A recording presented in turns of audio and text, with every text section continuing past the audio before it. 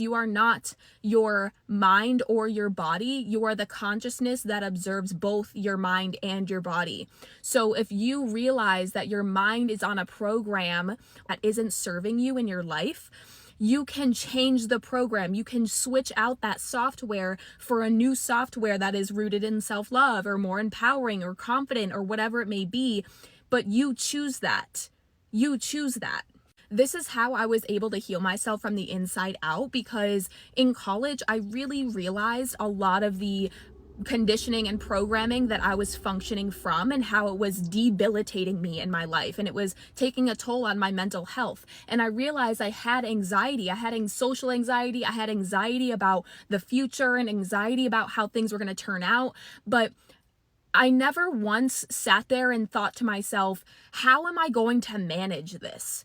That never crossed my mind, because I always connected to a version of me that didn't live a life full of anxiety. So I wasn't asking myself, how can I manage this? It was, how can I evolve out of this? How can I heal my actual anxiety? Never was in the mindset of, this is my life, this is how I feel, because I knew it could always be changed by healing from the inside out. And in my opinion, this is how we become emotionally and mentally resilient towards life. So many people want to do this work, in my opinion, for the benefits, for the external material reality. But they don't understand that in order to obtain that and get to the place where you're consciously manifesting things you actually prefer, you have to go into your darkness and you have to do the work that nobody wants to do, the work that's really freaking uncomfortable. Where you live mentally is a choice. And I know that's triggering to hear, but at the same time, the reason why you are where you are mentally is because of your past experiences, because you've had experiences, relationships that you sucked the meaning out, that told you you're not lovable, you can't do that, you